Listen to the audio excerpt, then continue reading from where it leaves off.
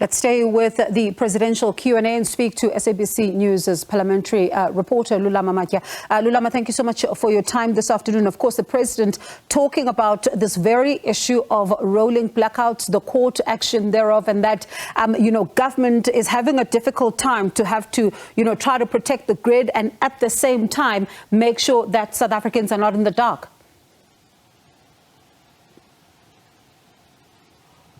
Good evening, Bongiwe and the viewers. Yes, with the energy availability of less than 50%, if the government has no other option but to roll out load shedding, otherwise, if the lights can be kept on 24/7, the grid will collapse. That is what the president was saying to members of parliament, who some are questioning the government why they are appealing the North Gauteng court decision that schools, hospitals, and some police stations must be exempted from load shedding.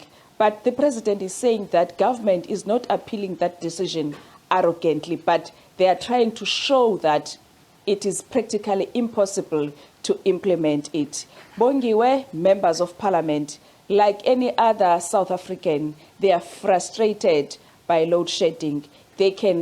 Everyone can feel the devastating impact of load shedding personally, on the economy, at homes, everywhere. Everybody is tired of load shedding. They want load shedding to be ended. That's what they want. They were asking the president questions of what time frames has he given the electricity minister, Cyril Ramaphosa, to reduce load shedding. Remember, a few days ago, the Minister of Electricity was saying that he does not have powers yet. Today, Bongiwe, what we were expecting was that the Minister of Electricity was going to make an announcement, but that announcement was postponed to a date that we don't know. So the president today saying that as government, he's still committed, he's still sticking by the statement he made in the State of the Nation address that government wants to deal with load shedding. As to when that will happen, as he had said today, that with the energy availability of less than 50%, we don't know when and how will that happen, Bongiwe. And there's also, concerns around inaction when it comes to some of the claims that have already been made that, extend to corruption at Eskom, and some of the claims that were made by Andre de Ruyter. It seems some MPs are not happy with some of the action that has taken place in that regard. Slow, if there's any, it is slow.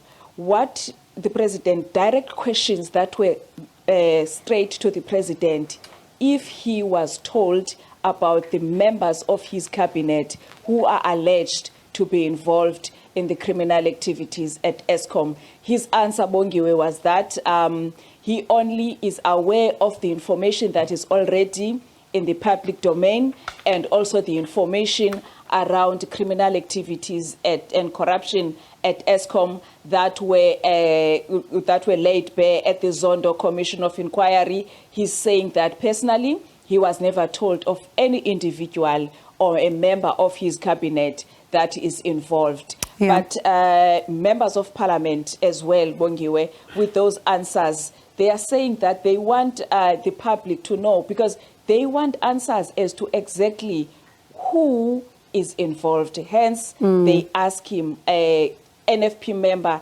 Sheikh Imam, asking the president directly, what do you know about these allegations? Were you told about this? But the president saying no, he was never told about any personalities. He knows information that is already in the public domain about Eskom. But Bongiwe, I must say to viewers that this Eskom story is still continuing, because we are expecting next week that former Minister Sidimo Fumati will appear before SCOPA, as well as the Public Enterprises Minister Pravin Gordhan is expected to appear before SCOPA, because he's the person who is being mentioned that he was told about the senior politicians who are involved in criminal activities at Eskom. Maybe we will hear then those names, who exactly is the person that is being talked about.